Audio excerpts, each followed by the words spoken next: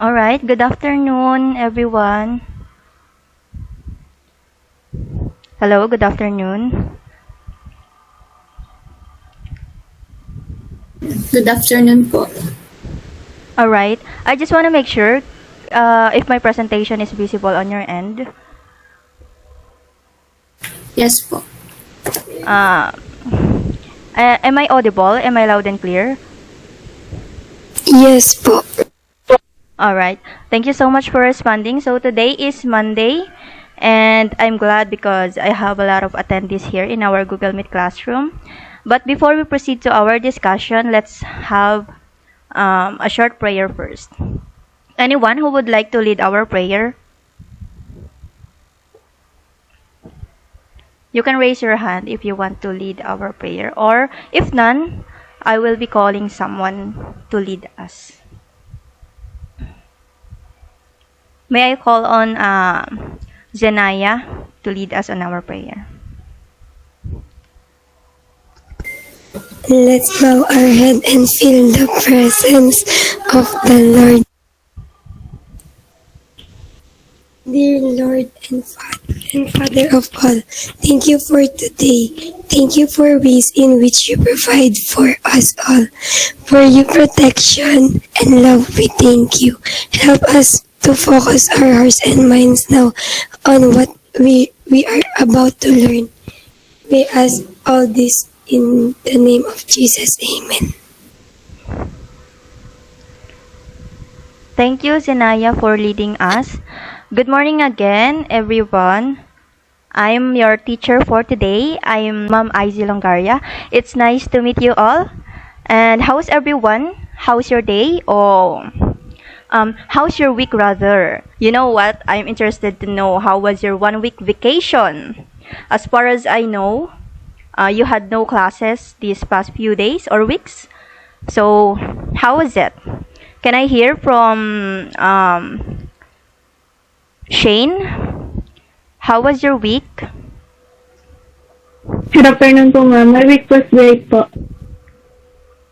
All right. Thank you so much, Shane. How about you, Anna May Miranda? Okay naman po. All right. That's nice. How about you, Angel De Jesus? How are you? How are you? Okay lang din po. Alright, I'm pleased that you get the most out of those days when you have no classes, no? If you will actually ask me, I'm doing wonderful and feeling awesome right now.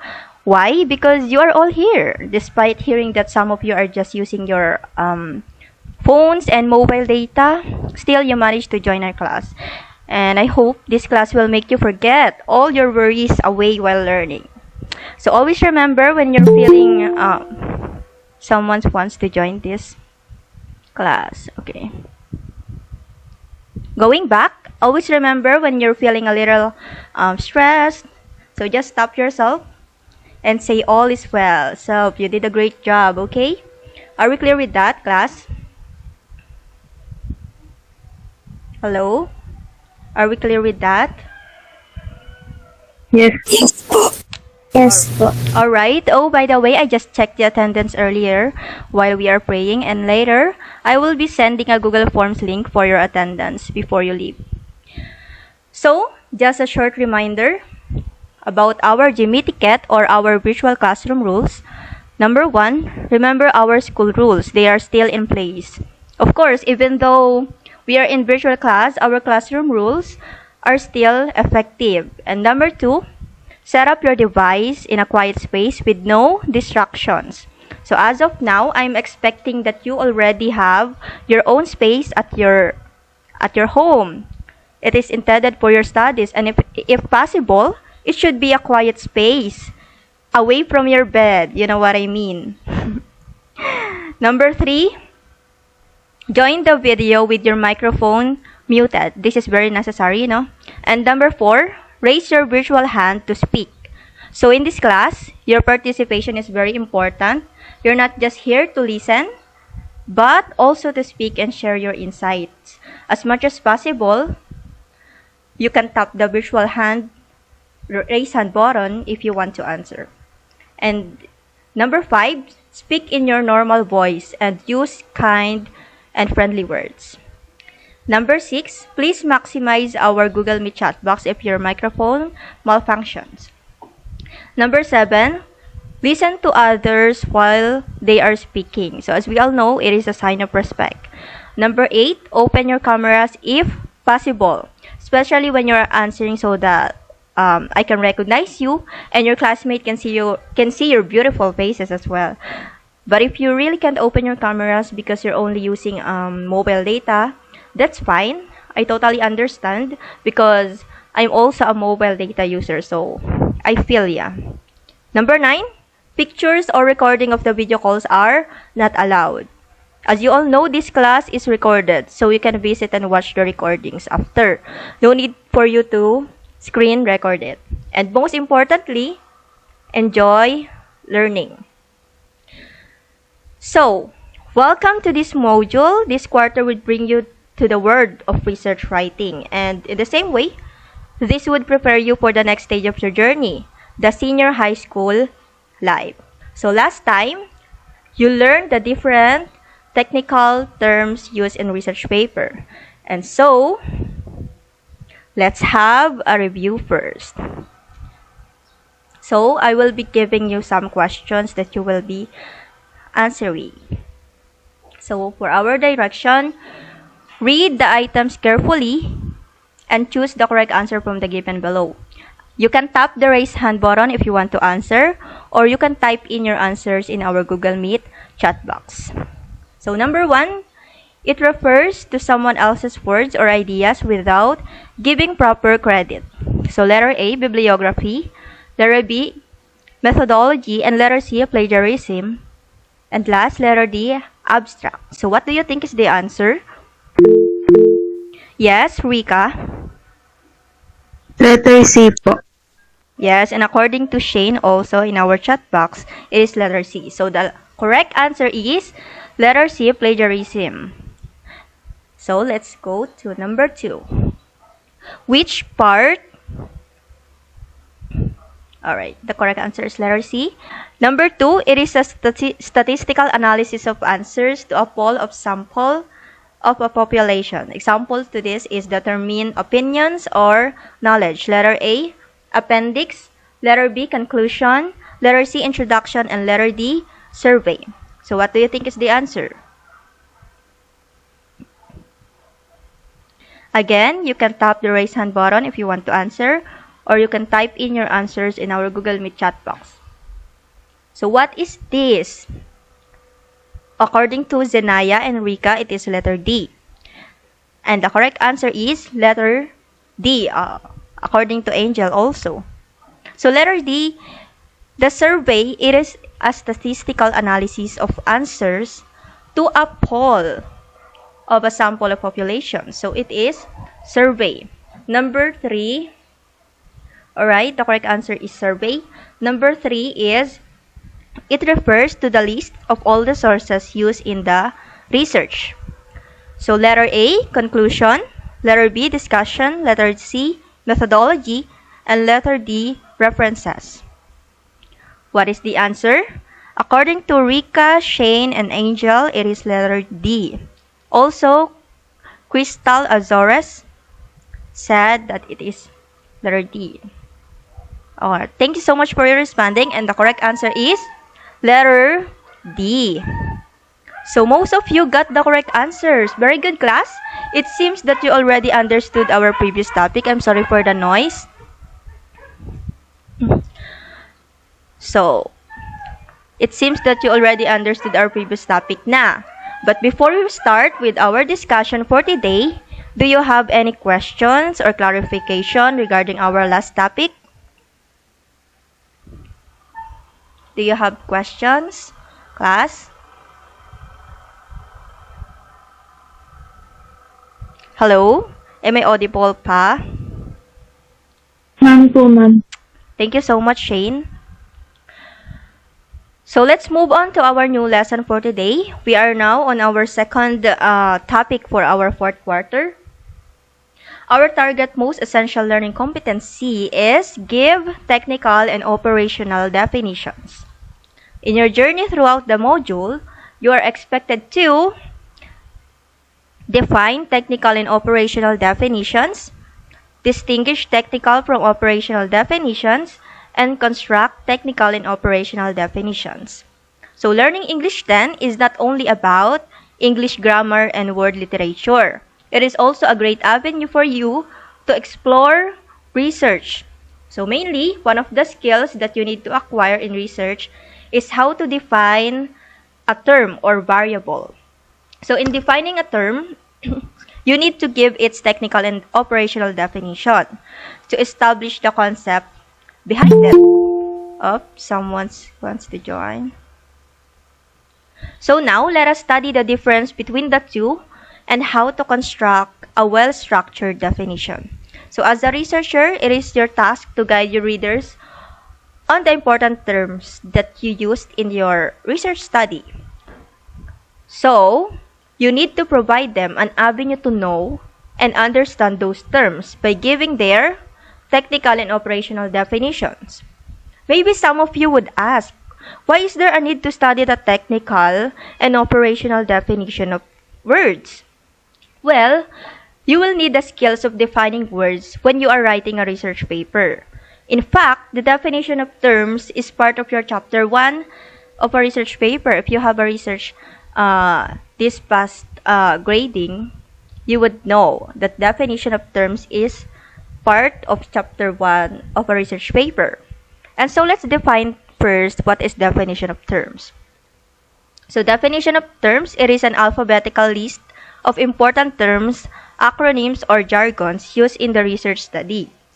Jargons are terminologies only understood by people in a certain group. For example, in the medical field, may mga jargons sila na sila lang ang nakakaintindi. And also in engineering, so jargons are difficult for others to understand. Kasi nga, it is sa sa field lang nila yun.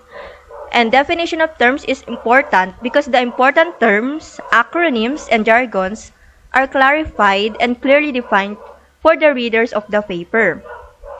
Because possibly, your readers may stop reading your research paper or you will get easily confused when they encounter unfamiliar words. Di ba kayo rin? Pag nagbabasa kayo, tapos hindi nyo masyadong malalim yung English o yung words. Minsan, parang, ayoko na nga basahin to. Di ba ganon? So, to avoid this, you need to hone your skills in giving technical and operational definition in research. So, for example, when you use the word structure, it may confuse the readers because this word has several meanings. So, for its dictionary meaning, it is a manner by which something is built or organized.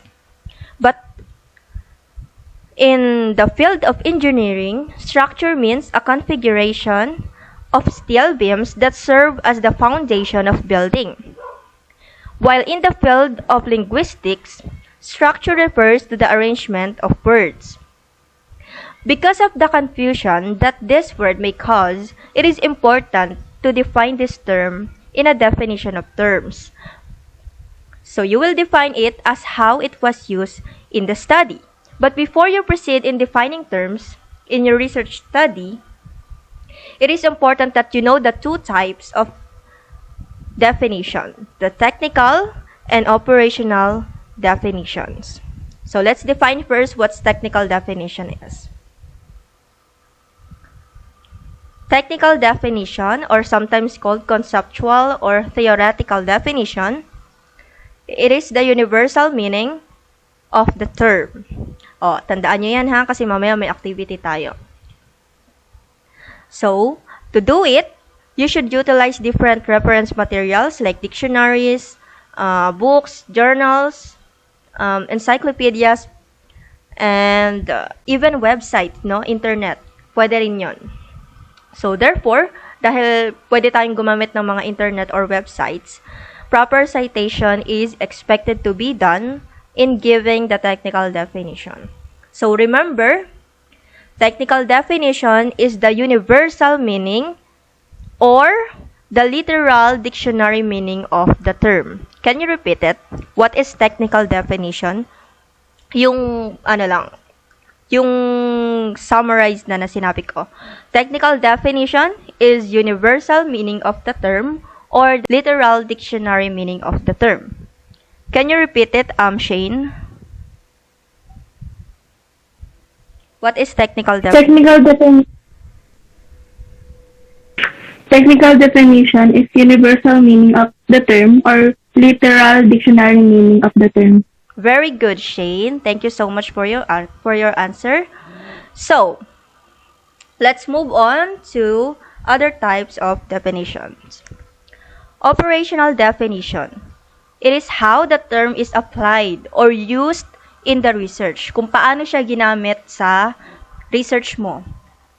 So, it refers to the specific definition of a concept in a research study, and it is the researcher who formulates the meaning of the term, which objectively anchored on the technical definition. And usually, the researchers use the phrase as used in this study to give a signal that the next statement is the operational definition of the term. So, in operational definition, it is how the term is used in the research paper. And usually, it uses the phrase as used in this study. Yung as used in this study, magsaserve lang siya as your clue na yung kasunod na words or sentence ay operational definition. Mostly kasi, kasunod siya ng technical definition. So, in summary, operational definition is how the term is used in the research, and usually, it uses the phrase as used in this study. Can you repeat it? What is operational definition? Angel De Jesus. It refers in how the term is used in a research, and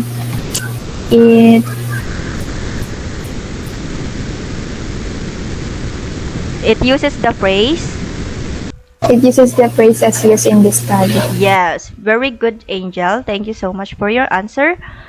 So now, I want you to study the table below. Alright. You can also check your model if you have it right now. I want you to observe the difference in giving technical and operational definitions. So we have here,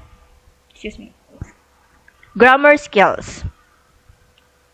So in technical definition, according to Espelon 2017, these refer to the student's knowledge of forms, structures, and meanings that exist in grammar. While in operational definition, grammar skills... someone wants to join. So in operational definition, as used in the study, andun yung phrase. This refers to the ability of students to choose correct forms of words based on grammar rules as revealed by the results of diagnostic test. So, nakita nyo yung differences? Yung technical definition, usually may proper citation. Yung operational definition, nakadepend siya lagi kung paano siya ginamit dun sa paper nyo. So, we can see here in our example, technical definition utilize its reference according to Espelon 2017. On the other hand, in operational definition uses the phrase as used in this study. So as of now, do you have any questions or clarification regarding our lesson? Any questions, class? Or we should proceed? Hello, can you hear me? Am I still here? People? Yes po. Alright, thank you so much for responding. So, in our next examples, I want you to distinguish which one is technical and which one is operational definition. Alright, so we have here academic performance. In letter A definition, it refers to the overall performance of the students in a particular quarter. NAPON 2017. And in definition letter B, as used in this study, it refers to the final grade of the students in English 10. So, what do you think? Which one is the technical definition of academic performance and which one is the operational definition? All right. Yes, Rika. A po, technical definition. Yung B po, operational definition. All right. Very good, Rika. Thank you so much for your answer. The technical definition is the letter A. So, nandito na yung clue nyo, no? May ano siya, citation. Okay, and letter B, andun na rin yung clue nyo as used in this study. So, let's have another example.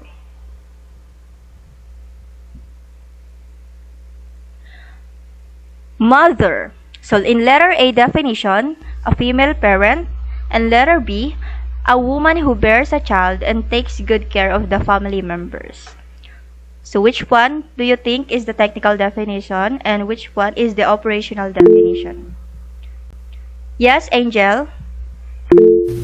A is the technical definition and B is the operational definition. Yes, very good. Narinig niyo ba yung sinabi ni Angel? Medyo mahina yung audio niya, no? Sabi niya, letter A is the technical definition and letter B is the operational definition. And that is correct. So, let's have another example. Heart. Letter A, passion, will, and determination. Letter B, hollow muscular organ. Oh, yes, Janelle? Janelle, you're raising your hand. Do you want to answer? Letter A is the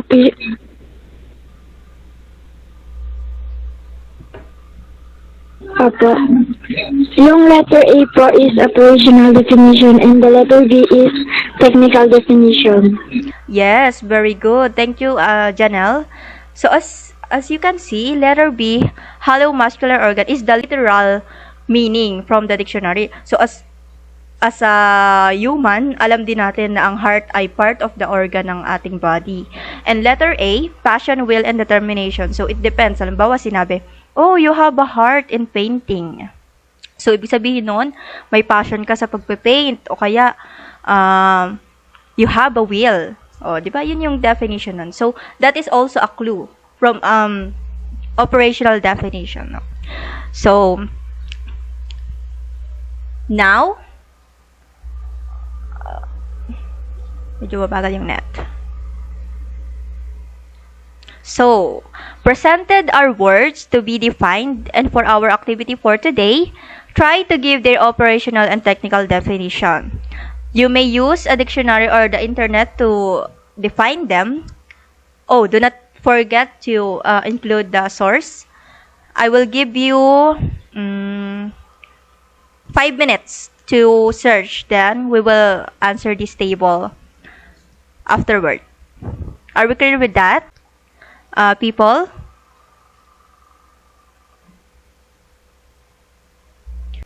Did you get the... Yes po, ma'am. Okay. Very good. Thank you so much for responding. You may now start your activity.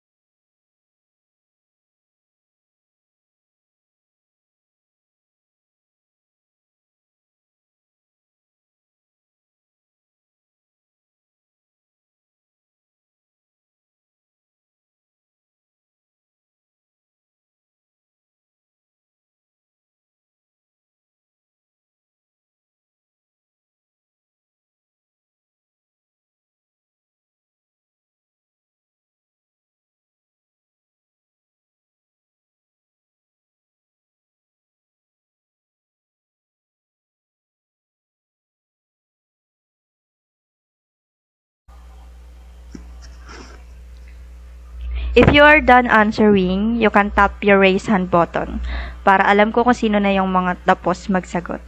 Thank you so much. Take your time.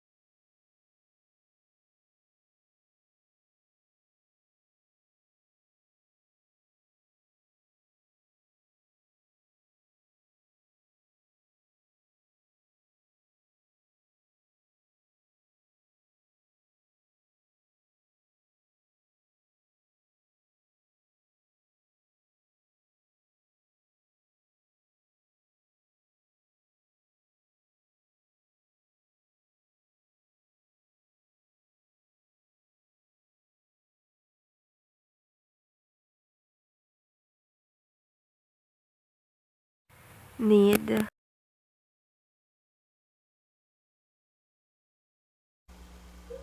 Are you still answering? Do you still more minutes to complete the table?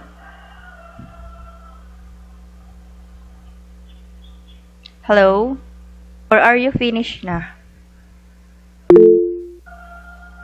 Alright. Shane is done na. How about the others? I'm waiting for you.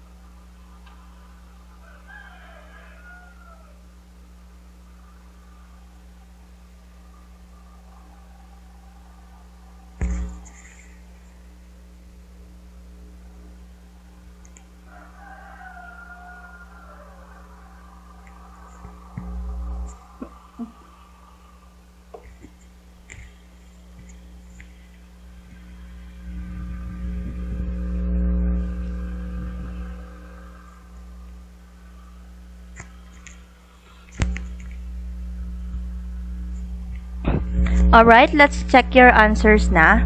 So, who would like to answer the first word, road?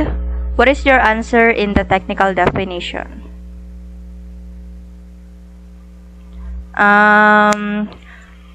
Carla. Yes, Carla. If you can, you Made can... for traveling. Go. Road technical definition. Made for traveling by motor vehicle, carriage, and etc. Alright. Do you have answers in operational definition as well? In the word road, Carla? Way on land between two places po. Again? Way on land between two places. Okay. So, very good. Thank you so much, Carla, no? So, possible answers also for technical definition. Road is a wide way leading from one place to another. Pwedeng streets, highways, mga ganon. Basta, literal meaning ng road. And operational definition naman, pwede siyang journey or the adventure, di ba? So, let's have the second one. The. Yes, Anna? What is your answer? Can I hear from you? The in technical definition, any of numerous pigeon, especially a small wild pigeon. In operational definition, a gentlewoman or child. Alright, very good, Anna. Thank you so much for your answer.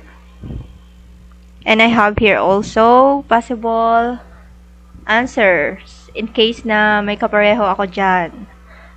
Sa technical definition, it is, dove is fruit-eating bird. And in operational definition, it symbolizes also a peace and pacifism. How about the word heart? I mean, food. What is your answer? Yes. Food, substance consisting essentially of protein, carbohydrate, fat, and other nutrients used in the body of an organism to sustain growth and vital process and to furnish energy. How about the operational definition? Emmy. Eric! Eh, bako na pala bukas ng ano, ng aso. Sabi ni Bele dito, bukas. I'm sorry, minute ko na si Emmy, no? Medyo maingay sa end niya. So, Sorry po. it's okay, Emmy. How about you? Do you have any other answer?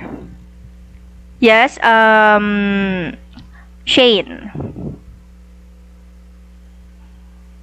Technical definition of food, any substance containing nutrients.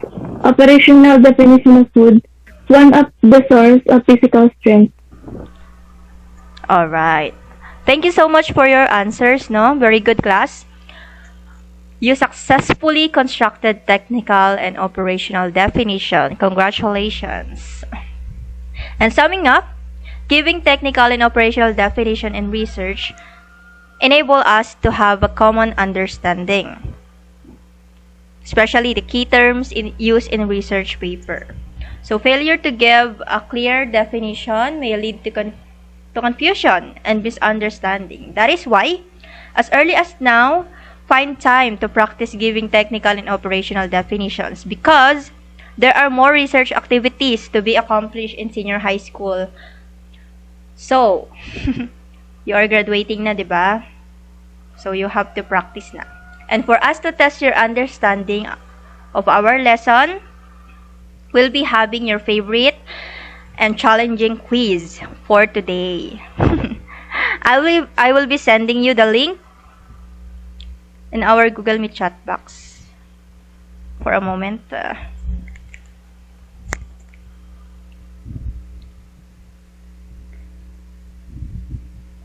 So the quiz is composed of two parts. The first part is entitled You Complete Me. And the second part is entitled Show Me Your Reaction. Tell me if you can access the link now before I give you some minutes to answer. Can you access it?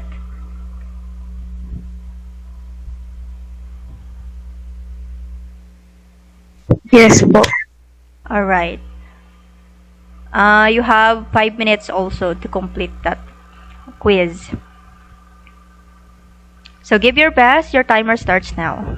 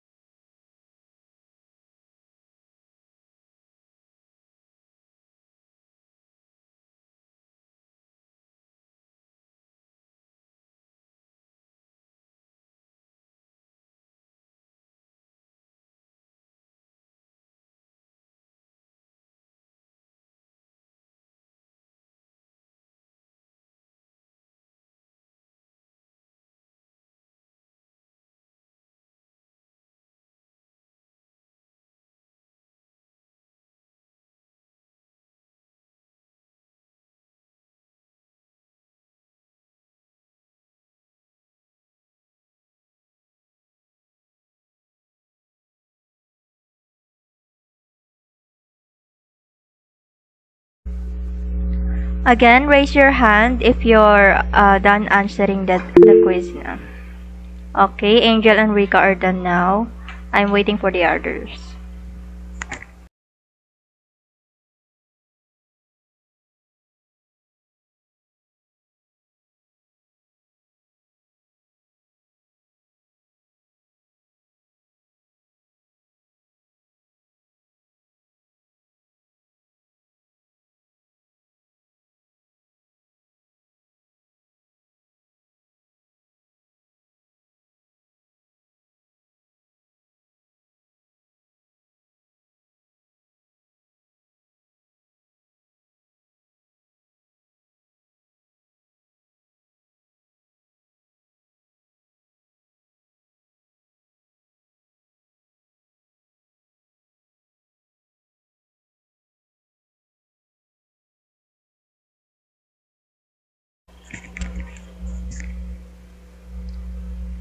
Alright, Shane, Angel, Rika, and Crystal are done now.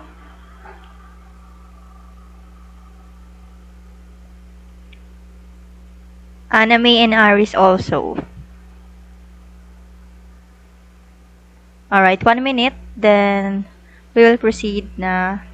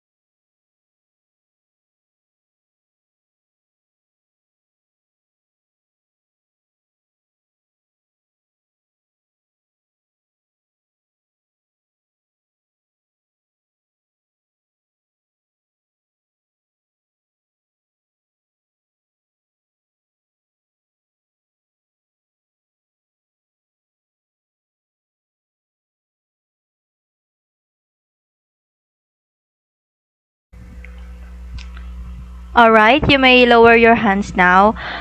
For your assignment, if you have your module right now, in what I can do part, page 9 to 10. So read the research abstract below and do the task that follows. Lalagay nyo lang yung definition. Maglilist kayo ng five unfamiliar words that you have encountered while reading the research abstract. Then, try to give their definition. You may use again the dictionary or the internet to define them. So, the unfamiliar words, definition, and the sources. And for your attendance, here's the Google form link. You may now register your names na.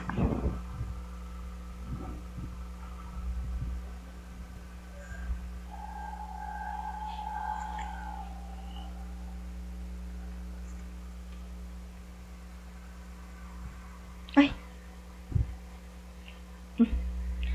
According to Joyce Ann, paano pag walang module 2 ng English? Si Sir Agile po magbibigay sa inyo. Sasenda lang siguro sa GC niya. Kasi wala ako sa GC niyo eh.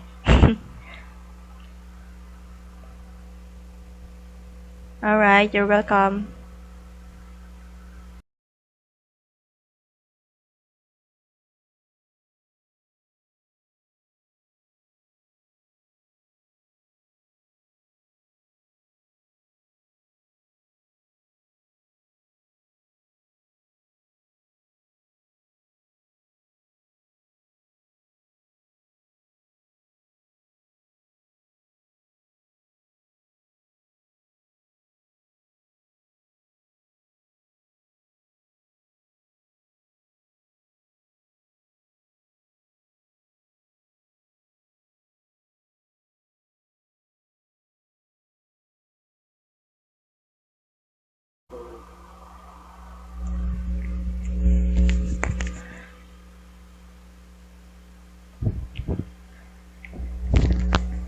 So that's it for our discussion for today, grade 10. Hope you have fun while learning this lesson. And again, if you have questions or clarification, don't hesitate to reach out. Here's my email address and my mobile number. So if you have questions regarding our lesson, so you can contact me. Thank you so much for your active participation. So remember, a technical definition is a definition in the technical sense. It is the universal meaning and also the literal dictionary meaning, while an operational definition contains information from the real world. So,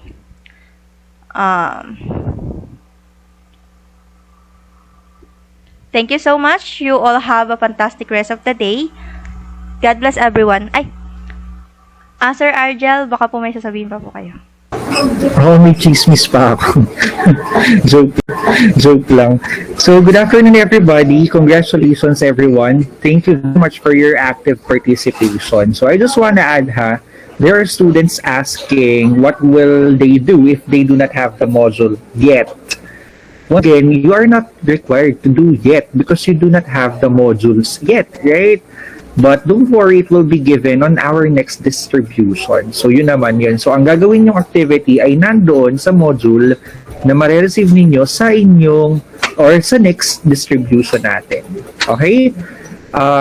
May tanong ba kayo kay Ma'am Izzy?